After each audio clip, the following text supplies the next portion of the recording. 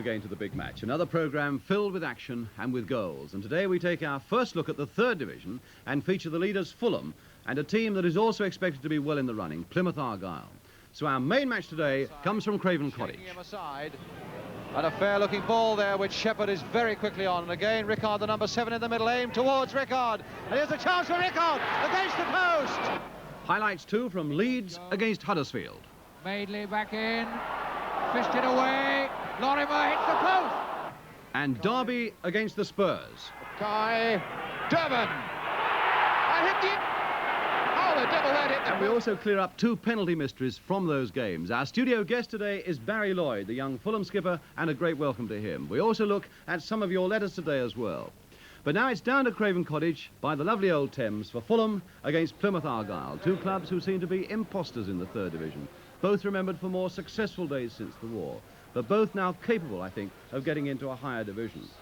Fulham, as I say, are top. Barry Lloyd, obviously a good influence, but no easy job for him, taking over from the great Johnny Haynes. A slight shuffling today of the Fulham side gives another chance to young John Richardson. I'm sure you'll remember his magnificent big match golden goal from last season. Plymouth have the experience now of David Burnside in midfield, formerly Wolves, West Brom, Palace and Southampton, but their form has been curiously uneven. I'm not going to tell you the result in advance. I'm not going to tell you how many goals Plymouth's magnificent Pat Dunn conceded. This is what he did yesterday. Barrett. Down goes Dunn. Barrett turns it with a shot. Just past. Still Barrett with a shot. Oh, good work again by Dunn. And a flick there by... Oh! And down again goes Pat Dunn.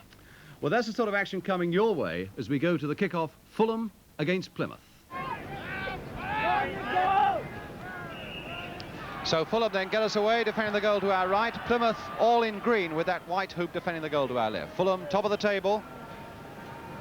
And in 7 games here at Craven Cottage, unbeaten. And in fact, in those 7 games, they've conceded only 2 goals. That's the measure of the task facing Plymouth Argyle this afternoon. Dunn. And a fair-looking ball there, which Shepherd is very quickly on. And again, Rickard, the number 7 in the middle, aim towards Rickard. And here's a chance for Rickard against the post. What an escape for Fulham. From Derek Rickard, when he was outnumbered all the way, and a shot there by Wooldridge, easily gathered. But Fulham very lucky indeed to escape there.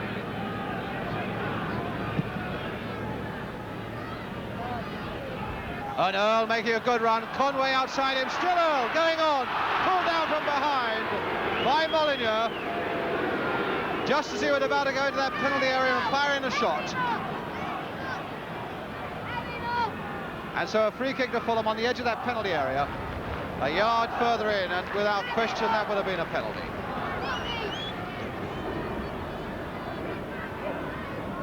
Conway and Lloyd. And Callaghan lurking behind them. There's the Plymouth wall. Lloyd turning it wide, but giving Callaghan no chance at all. Matthewson to Brown. Conway. Brown. Oh, good play there by Fulham down the right between Conway and Brown. Brown, a high one across. Hallam will go in for it. And Pat Dunn getting there first. From Vic Hallam. Hutchins.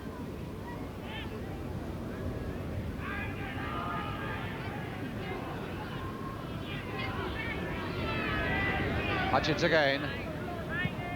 Still getting it inside, this time for Rickard with a shot. Oh, and Seymour that almost went through him.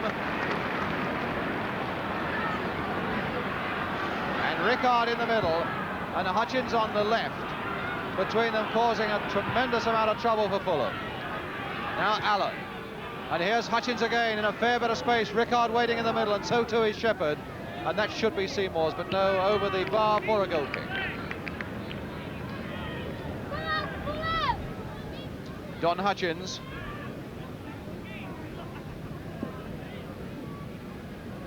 At the moment seems very much to have the measure of Stan Brown, the number 2 for Fulham.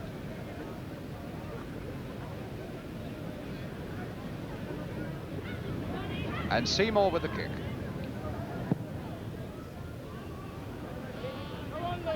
Molyneux. Callaghan.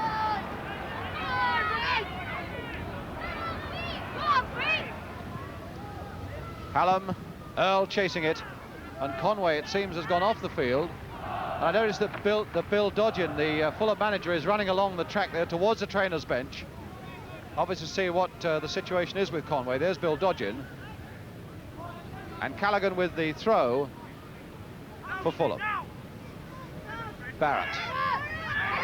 Down he goes, taken there by Wooldridge. And there he is, in fact, getting a bit of treatment from Terry Medwin. Bill Dodgin anxiously watching, because of course they also have a Football League Cup tie against Queen's Park Rangers coming up this next week. Callaghan now with the kick then for Fulham. Low and hard, and Richardson trying to get in there. Earl trying to get in there as well, and the whistle goes for a free kick to Plymouth. Well, there's Jimmy Conway. Right, well, it looks as though he's coming back on again, and the substitute Mike Pentecost has gone back into the trainer's bench. So Pentecost putting his tracksuit top back on again.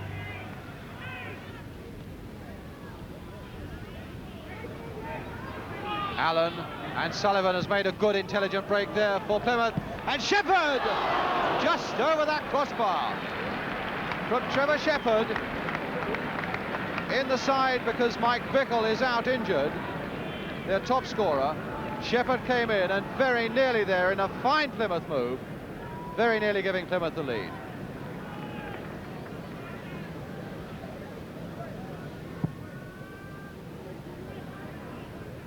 Earl, Burnside.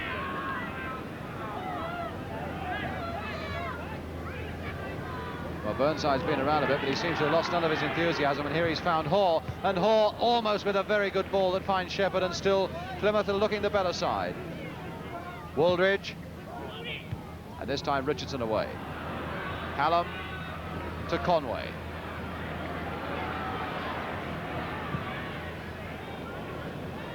And Earl beaten by Saxton to find Don Hutchins.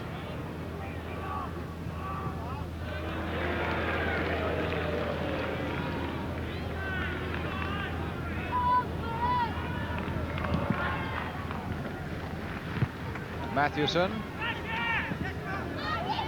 and Barrett. Callaghan. Saxton. Misheading that one. Earl going in. Still Earl! Oh, what a brilliant clearance there, though, by Sullivan. My goodness, he came across that penalty area like a rocket as Earl was poised to shoot and saved a certain goal for his side. No wonder the big clubs are watching him. No wonder Plymouth must want to keep him. It looked really odds-on. Earl there scoring the first goal of the game. But no more than a corner out of it. And Les Barrett with it. Allen getting it away as far as Shepherd. Allen. And a good run here by John Hoare. But Hoare quite easily beaten by Richardson to find Barrett. Hallam, watched by Saxton, turned inside for Earl. Lloyd also waiting. A better looking Fulham move, this one, but this man Sullivan to get it away again. Conway needing to cross it fairly quickly. Brown to follow it in. And now to Callaghan. That's for Hallam. And now for Lloyd with the whistle gone. And it looks as though the Fulham substitute coming on. On the far side, Mike Pentecost coming on. And Jimmy Conway now coming off. Conway had a lot of trouble with injury in the last couple of weeks or so, and now going off.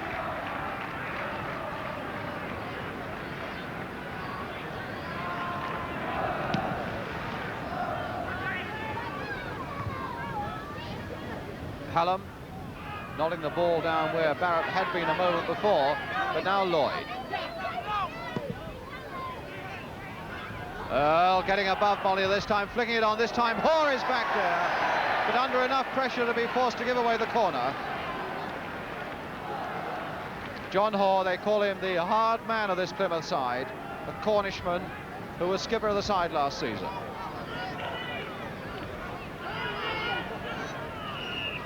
Les Barrett with the corner for Fulham. Dunn having trouble getting it away, and again Sullivan away. Hallam, and finally over that bar for a corner. Hallam turning on it well after Dunn was in all sorts of troubles in his own goal. And Sullivan again, this young full-back, getting it away. But Mike Pentecost then with the corner. Pentecost, who had 2 stitches in a leg wound after a reserve match last Saturday, 6 and ahead after another game on Thursday. And Dunn going in, but not directing it as he would want to. Jimmy Dunn, another Irishman.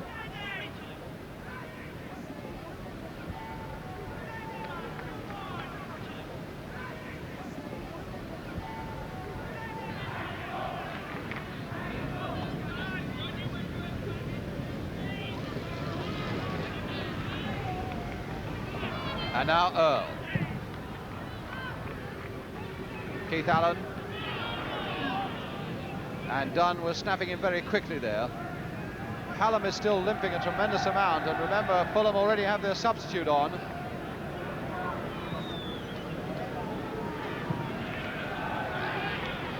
Mathewson there with his head. Lloyd. And now Hallam, content just to push it back to Barrett. Callaghan storming up the left for Fulham. Earl going into the middle. This is aimed towards Earl. Hallam is there as well. Hallam just outside that post. Actually, that was identical, it must have been, to the Alan Hudson shot last week that hit the stanchion and came back into play. But Fulham didn't have the luck that Chelsea had.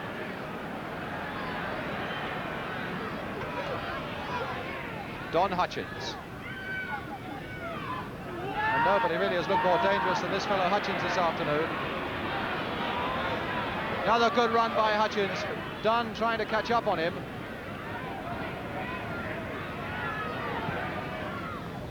Sullivan.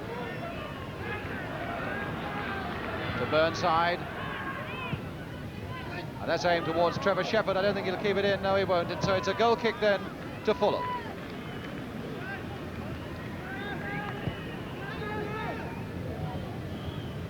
Plymouth, who had some funny old away results, a 5-1 win at Mansfield and a 4-1 defeat at Halifax, which strikes about inconsistency, but they looked very consistent this afternoon. And there goes the whistle, in fact, for half-time. And so no goals. And this fellow, Colin Sullivan, this young Plymouth fullback, who's looked so calm there at the back and saved one certain Fulham goal, really the star of the first half for Plymouth. Still to come on the big match, highlights of Derby County against Spurs, Leeds against Huddersfield, and we'll be back with more soccer for you in just a couple of minutes from now.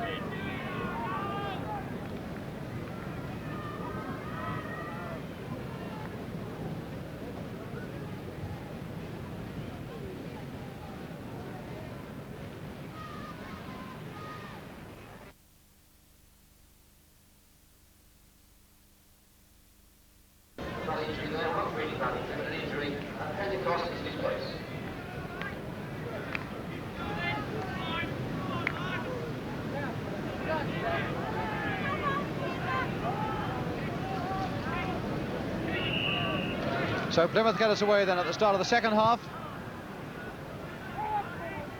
with no score, and Derek Rickard. A rebound that must give a goal kick. Plymouth, who've won only 4 times in 16 visits to Craven Cottage over the years. And Ian Seymour now sporting a cap.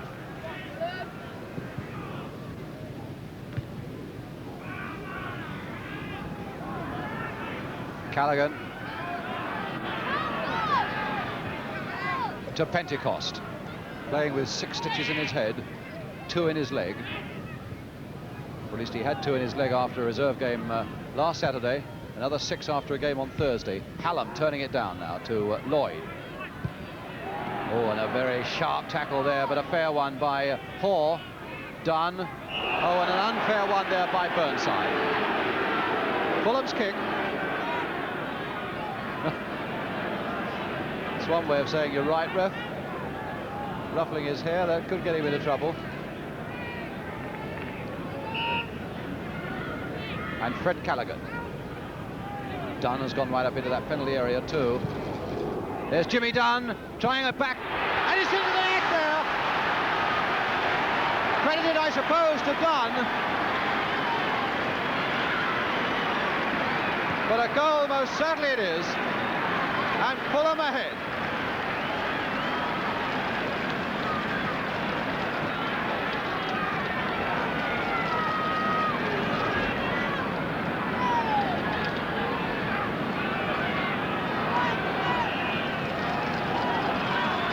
So a combination then of Steve Earle and Jimmy Dunn put Fulham ahead.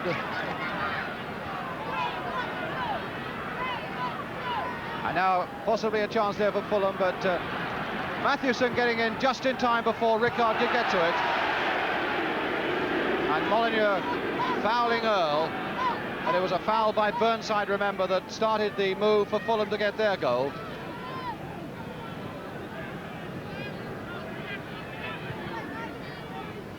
Earle. Callaghan.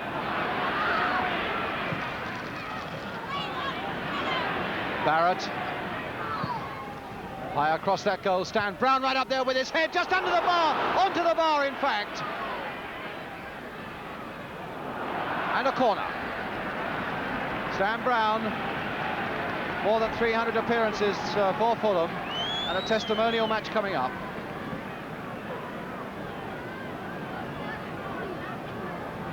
And Barrett with the kick. Hallam right in there, a punch away though by Dunn, and a push behind with his head by Molyneux for another corner. As Fulham begin to get on the move a bit.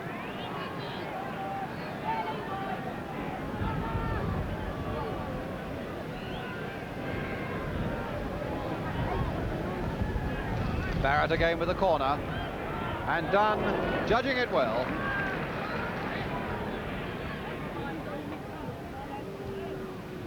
And now Sullivan.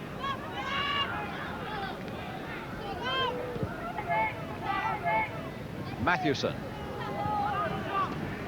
Sullivan again, but now Lloyd for Fulham. Still going on, Barry Lloyd, good piece of play by him to find Brown. Brown trying to turn it hard across there, but not really making very much of it.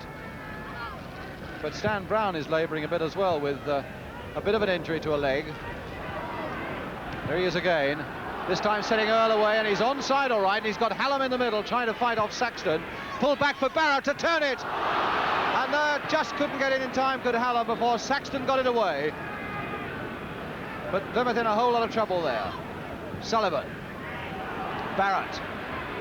Oh, flicked nicely there for Hallam. Earle is in the middle for him, and Barrett's there as well. Played back now for Brown, turning it in first time. Earle with a header. Oh, and against the post. And Hallam going in there, and Dunn going down again.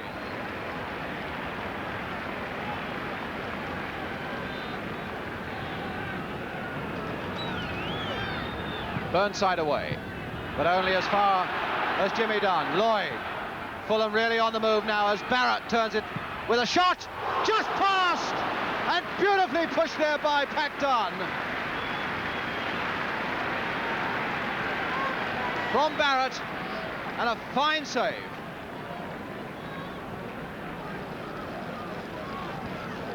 But Fulham's corner. Brown, number 2, hobbling into the penalty area. Earle is there, Richardson there as well. Barrett with the kick, but not a very good one, but it might come to something yet. No, it won't. Pentecost. Shadowed by 3 Plymouth defenders, been taken out of the middle. Brown to Pentecost. And now to Earle, who's gone a bit deep. But not beginning to catch that one the way you'd want to. Steve Earle. 4 goals this season for Fulham. Been playing league football now for 7 years. He's still only 23, Earle. And West Ham have said they've been very interested in him this season.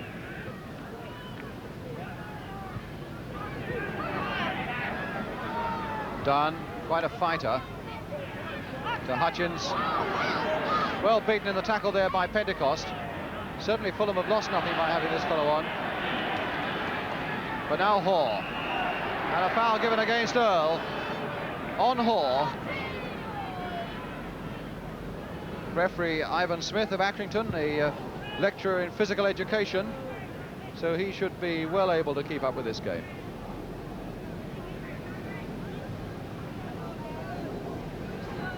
Molyneux with the kick.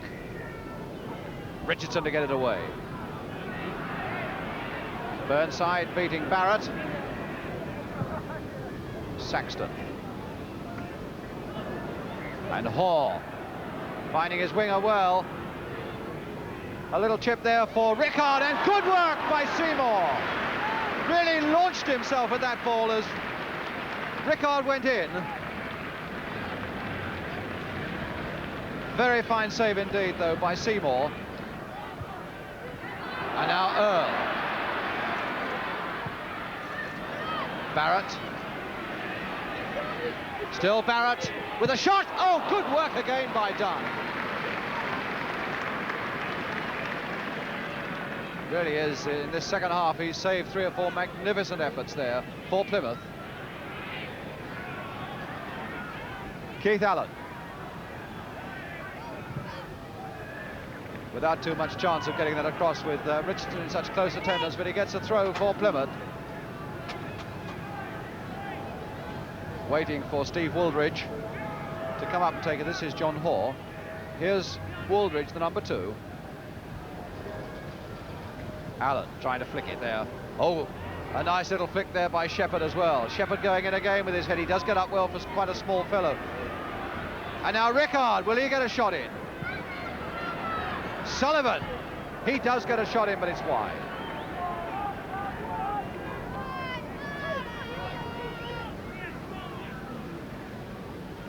It's all happening out there on the Thames this afternoon. I must say the excitement isn't only here in Craven Cottage.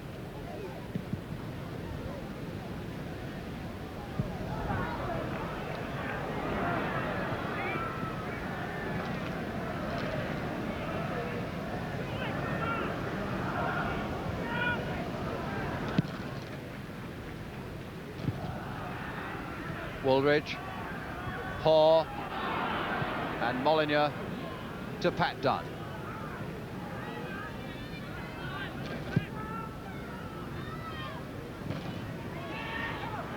Allen neatly finding Shepherd.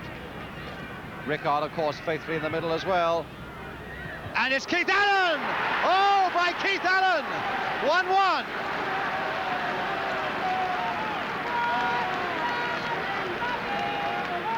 A header beautifully guided there into the corner of the net, beyond the reach of Seymour.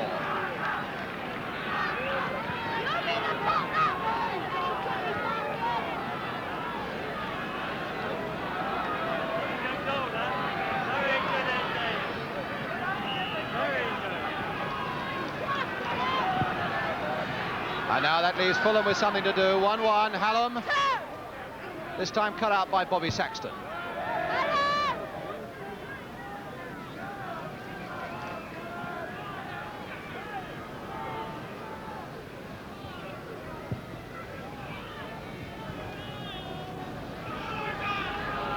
Stan Brown then with the throw for Fulham.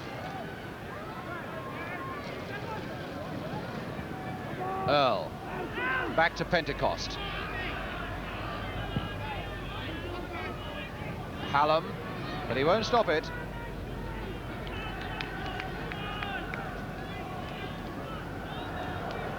Vic Hallam, the man they got from Leyton Orient, had a period with Charlton as well, and a series of injuries last season upset him a fair bit, but he's made a very good comeback at the end of last season and this season as well. What a good second half we're getting here now at Craven Cottage as the ball goes into touch for a throw to Fulham. Jimmy Dunn coming across to take it. Molyneux shoving Hallam in the back there a little bit, but Hallam keeping control and finding his skipper Barry Lloyd. Barrett's gone wide on the left. And Lloyd with a shot just past the post.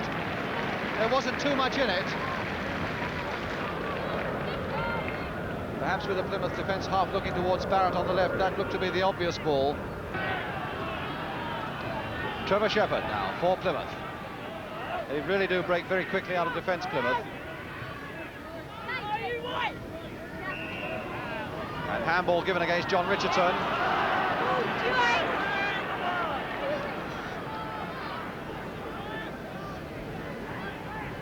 And so Plymouth's kick. David Burnside, number 10. And John Hoare alongside him, and to his left is Trevor Shepherd. A little back heeler for Trevor Shepherd. And Stan Brown was well aware of what was going to happen. But now Sullivan for Plymouth. Oh, what a good run by Sullivan. Oh, and Rickard only had to stick out a foot. He only had to stick out a foot, the number 7. And that would have been Plymouth in the lead. And Richardson, I think it is, who is on the ground. What a tremendous run, though, by Sullivan. Now the other number 3, Callaghan, finding Barrett.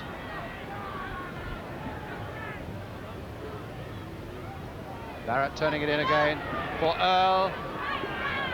Earl well and strongly tackled there by Wooldridge. And down he goes, and done in the most incredible trouble there. How on earth did he keep that one out? And he can well afford to smile because he completely missed it. And it hit his body hard and bounded into the air for a Plymouth defender to clear. Matthewson right on that Plymouth goal line. Lloyd turning it in. Hallam will try and get under it, but Keith Allen there first. Barrett turning it back again, and Pat Dunn, as sure and as safe as ever. And Molyneux heartily away.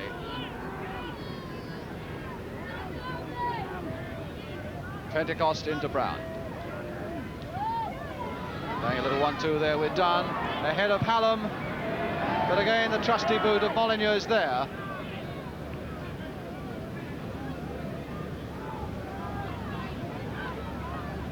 Earl making a break again, but both Keith Allen and Saxton going with him. Fulham's throw, and they'll need to take it quickly. And there goes the final whistle, in fact, before Fulham could do anything about it. Jimmy Dunn, who had such a big hand in the Fulham goal, in which Steve Earle also had a big hand, and Keith Allen, who equalised for Plymouth. So as they go towards the cottage, the players, the final score here at Craven Cottage: Fulham 1, Plymouth 1. So a point apiece then from yesterday's game. It really seems, though, to be quite a day of mysteries, and there was even a little mystery surrounding who scored the Fulham goal. I noticed the papers this morning all give it to Steve Earle, but I think you'll find in a moment that our camera behind the goal throws up something that really is quite revealing. Remember, there's still to come on today's programme, Derby County against the Spurs and Leeds against Huddersfield, but now it's time to meet the Fulham skipper, Barry Lloyd, and with him is Jimmy Hill. Well, Barry, Plymouth Argyle yesterday, I think, surprised you a little bit. This programme goes out in the West Country. What do you think of them? Well, I thought they played very well at the back yesterday, early on in the game. They didn't give us a chance to settle on the ball, which is, you know, the aim of every side, I suppose, that comes to Craven Cottage. Don't let them play. But the main thing was the fact that they could play themselves. Yeah. You know, they had 3 fellas up front who, when they got the ball, were committing our defenders and were prepared to take them on all the time and hold the ball up. Any players particularly impress you? You were surprised at? Big fella at the middle, Keith Allen, Yeah. you know, at Luton last year. I thought he played exceptionally well. He held the ball, he was taking our players on. You know, he took responsibility on himself. This is the big thing, Yeah. you know. If you're away from home, when the forwards can take responsibility, it helps a hell of a lot. I was very impressed with them yesterday. You think they're a chance for promotion? Well, if they play like that, they must be, because they play so well. They're compact at the back. And as I say, they can play a bit. Yeah. You've got chances. They created probably 2 or 3 chances in the first 20 minutes at our place, which is something for an away side, isn't it? Talking of responsibility, you've taken a lot of responsibility on your shoulders in taking over from Johnny Haynes, who was the idol of Craven Cottage for 20 years. Do you find this weighs heavily? Not at all. It's helped me in a way, because I think my faults last season, possibly all through my career, have been a lack of consistency, you know. And being the skipper has made me sort of think a lot more about the game, and it's helped me tremendously. I'm going to ask you a very personal question now. I played against you for the old Fulham against the present Fulham and Johnny Haynes' testimonial. You scored. You were, yeah, thank you very much. It wasn't that I really meant to bring up. You were so nervous that night in front of the crowd. You were barracked by that crowd. I felt sorry for you and stood off you at times to let you get rid of the ball. Now that's an astonishing thing, isn't it? Yeah, I suppose so. When I first got down there, I did reasonably well for the first few games.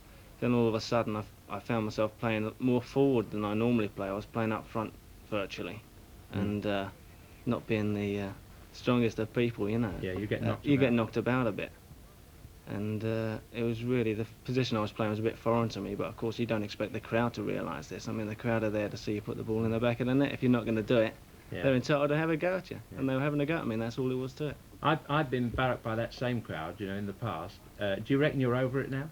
I think so. I think we were all over the top a little bit. We've reached the peak where I think, you know, we stopped the rot, and now it's getting back on our feet again and really playing and winning. I think this is the main thing. The crowd haven't had any success for, well, 5 years of, you know, I suppose when they were in the first division they weren't successful then, so I suppose they're going to be a bit cynical. Yeah. And I think until we win something, they won't forgive us.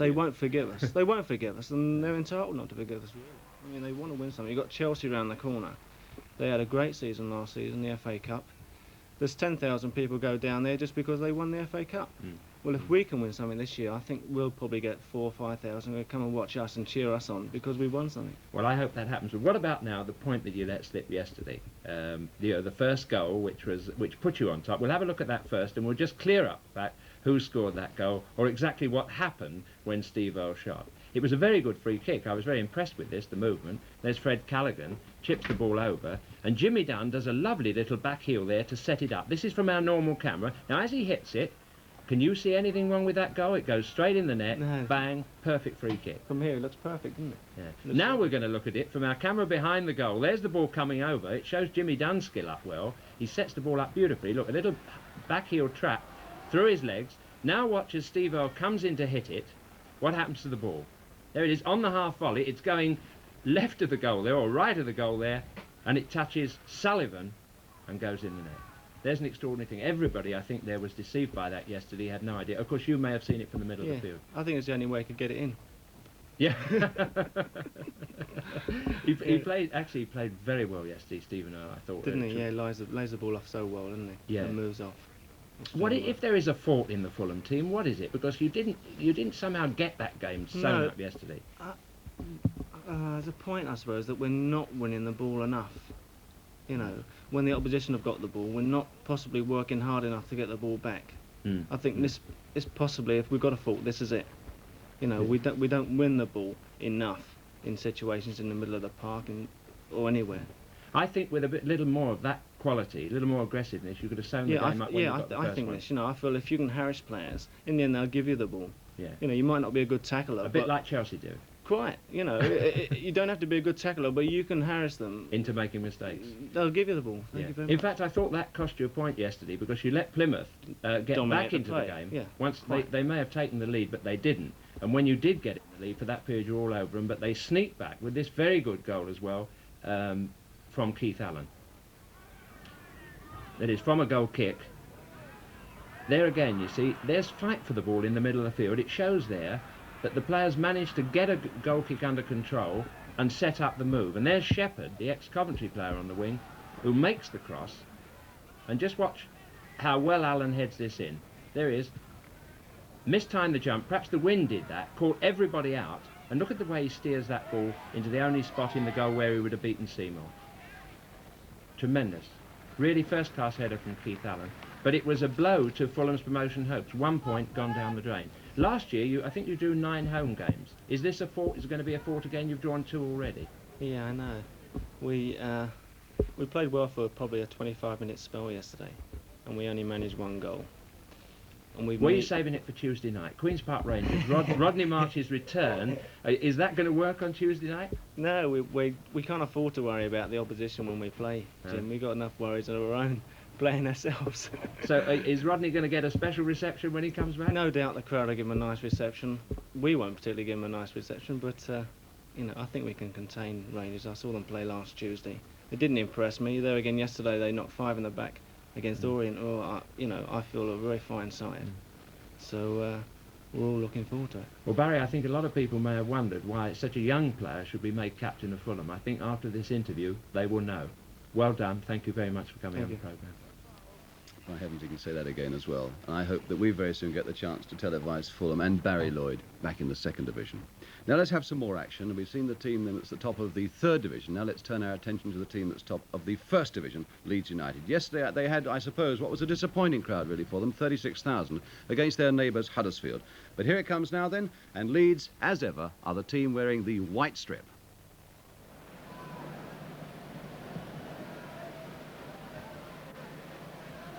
Worthington getting up. Gray for Jones with Elam. Roy Elam. Jones wins it by sheer persistence.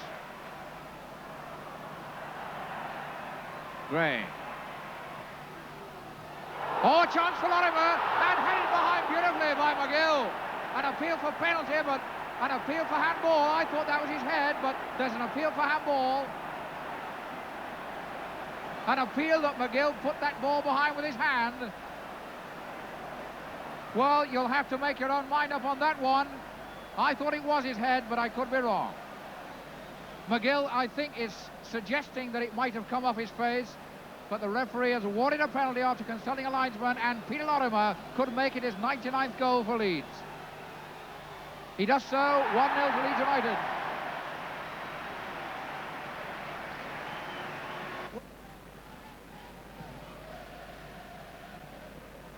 Bates. Jones. Laying it off for Hibbett. Hibbett, a low ball for Clark. Hibbett. Bates. Cooper. Lorimer, Clark and Jones all in the penalty area. McGill. Cooper.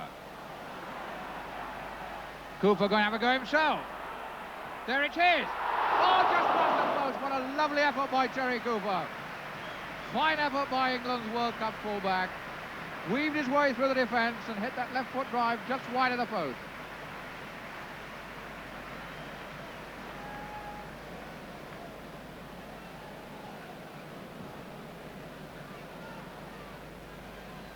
Hunter.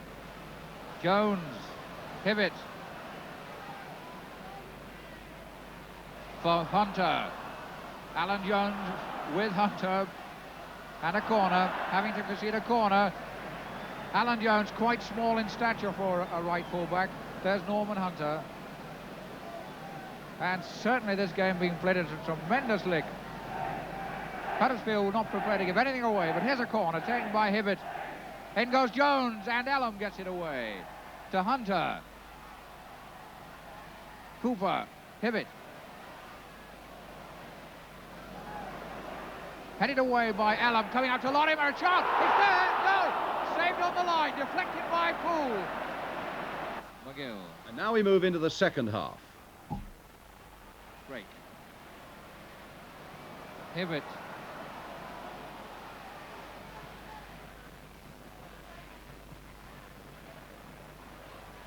Bremner.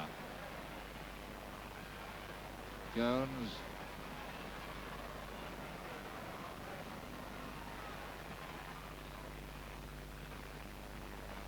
Paul Madeley.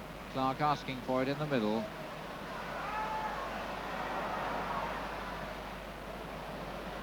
Getting it, but not quite in the position he would have liked.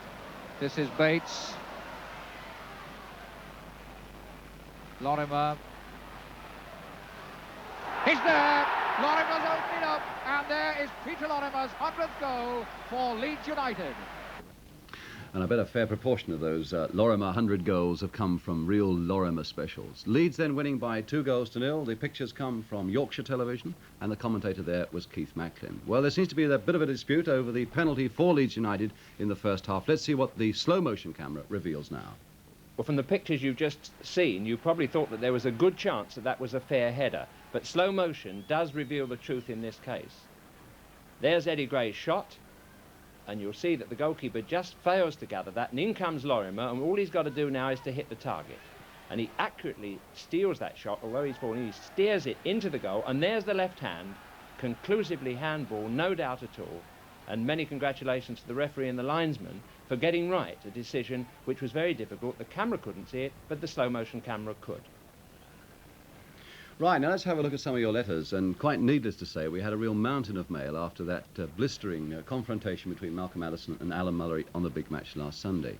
A whole lot of people, I should say, wrote to say that they thought that it was a bitter and a distasteful confrontation, and one that we shouldn't have had on the programme. We take your point, but just as many thought that it was quite an invigorating conversation.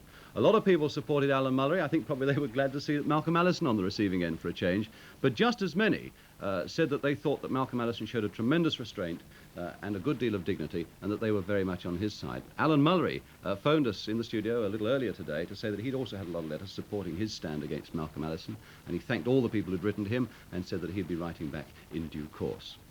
Right, let's now go back to an incident in the Coventry-Chelsea match of a few weeks ago that we showed on the programme, when Keith Weller was very badly fouled by the Coventry player Jeff Strong. We said, I think, that he ought to have been sent off. And Mr. A.W. White of New Milton in Hampshire says that cloggers ought to be named by their own association, in other words, the Professional Footballers Association, and barred from membership, in other words, that the PFA should have their own black book. Let's get a view on that from a former chairman of the PFA. Well, I do think that the PFA might try to take some action to restrict the violence which has crept into football in recent years, but it's not as easy as you may think. We tried in the old days to tidy up little things. One of the things that annoys people is when someone goes over the line for a throw-in and the opponent comes to pick the ball because it's his throw and it's tossed away, time is wasted while that man goes and gets his position on the field. We recommended that players should do this, and I, as chairman, played one day for Fulham at Swansea, and there is a throw-in. I went over like a gentleman, as we recommended, to pick up the ball, threw it to the Swansea player, and hoped that he would wait until I got back in my position. He threw it in straight away and left a Swansea player screaming for our goal, who I should have been marking. Here endeth the lesson. Right, let's take that strong foul a stage further, because B.S. Mason of Bexley Heath in Kent says it's all right for Jimmy Hill to say that Coventry City should discipline Jeff Strong after that particular match. But what sort of thing did Jimmy Hill do when he was manager of Coventry? Well, in fact, we only had one player sent off in 5.5 years, and he was suspended for 2 weeks and came into the office asking for me to pay him, although the rules at that time said that we shouldn't. So on that basis, I refused and said, you are not getting your money, I'm not going to support the action you did. And would you do me a favour and go down the corridor and tell the rest of the players the same thing? Because apart from any moral issues involved or anything like that, it's stupid to do a foul that leaves you with only 10 men on the field to fight the game out from there on. That, more than any other reason as a manager, why I was against violent conduct. Right, now, Paul Cullen of Londonderry in Northern Ireland. It's very nice, I must say, to get a few letters from our Irish viewers. He noticed that the referee, Jim Finney, carried the ball in one hand like that before the start of the Crystal Palace Spurs match the other week. I thought in the old days that it was only Frank Swift who could do that. There's Jim Finney smiling all over his face and holding the ball like that. In fact, Paul Cullen wondered whether Jimmy Hill could do it. In fact, I can't do it now. I thought I could do this. We don't need to show Jimmy Hill doing it, because in fact, even I can't do it. I could do it earlier on. Isn't that incredible? They say, in fact, look at that. They say, in fact, that it's because there is a smoother surface on the ball these days that there's more adhesion, more suction, and anybody, not only Frank Swift, who could only do it in the old days, anybody, it seems, could do it today. There, I hope that's your answer. Now, a quick look at the old age pensioners, because we're getting so many letters from old age pensioners supporting our campaign, helping to get reduced rates for them. But Mr. William Sadler, an old age pensioner from Reigate in Surrey, praises Brighton for providing special entrances for their senior supporters and wonders why a third division club will happily make this concession when so many big clubs don't. Mr. Sadler, I heartily agree. Fourth division, Brentford, I suppose might be regarded as one of the poor relations of London, but they put all their bigger neighbours to shame by allowing pensioners a seat in the stand for a mere 4 shillings. We shall be keeping you in touch and hoping, I must say, hoping against hope, that the big clubs now start to do something in general for old age pensioners as well. Our last match that is on the programme today, in fact, is Derby against the Spurs from the baseball ground. And the big question here was that Derby County penalty a good one? Well, we've had one or two mysteries today. We'll sort this one out for you as well. Here comes the action now from Derby. Swirling wind down there, playing tricks with the ball. Both teams have experienced difficulty with it. Peter Daniel playing a pretty good game in the place of the injured Roy McFarlane. Hector as Robson makes the overlap. Faced by Kinnear. Durbin is under this. So is Knowles. Knowles the stronger of the two in that exchange. Peters coming out for Spurs. Perryman back for Mullery. Call from this side as Jimmy Pearce wants it. Oh, good bit of running by Peters. And there it is. Oh, what a superb bit of running by Peters, and what a gloriously angled shot. Sun sinks away again for a moment or two as this corner kick is to be taken by Hinton. Loose ball, Robson up. O'Hare. Kicked away by England. Hinton to fire it. By golly, Alan Hinton put some steam in that one. Angrily looking around, saying, well, if that had gone in the net, that would have made my day.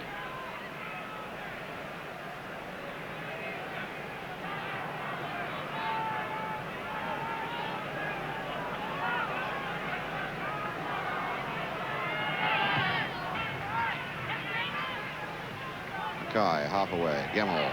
Hint. Durbin. Mackay through. O'Hare getting past England, but Beale to tidy up. Oh, and Peters is in there again. Oh, and here it must be. Fantastic save from Morgan by Les Green. That was a chance in 100. Now Hinton. Hinton being rocked off the ball by Morgan. Perryman coming out for Spurs. They're attacking with 3 on 4. Perryman for Chivers. Perryman trying for that return pass. Here's Peters. Now Pearce. Oh, a naughty one. I got that bent a lot. Finally bent straight into the arms of Green, but it could so easily have gone past him.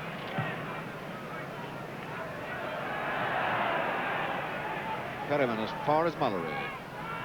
Chivers is offside, but walking back up the field, taking no part in the game. It's up to the referee to decide whether a player is interfering with play or not in an offside position.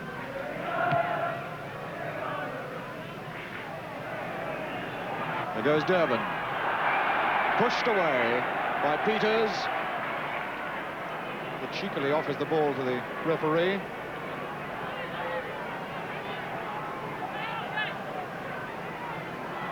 Kai placing the ball as the wall lines up. Perryman in the middle of it, Beale on your right and Mullery on our left. Carlin, Mackay, Durbin! I hit it!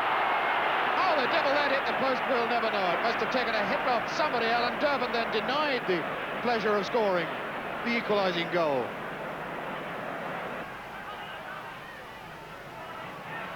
Carlin, tumbled down by Perryman. 10 minutes to go. And this game's still crackling, still alive. Knowles waving men forward. Deciding to have a go himself. And Dave Mackay stopped it. Now with Knowles out of position, Hector is in, facing Beale. Yeah, hit on Mullery, on Peters rather. Mackay, Webster, and here's Daniel. Daniel hasn't had much to do in the second half, but what he's done well. Hinton. Webster, Hinton again. If he can keep it in play, he does.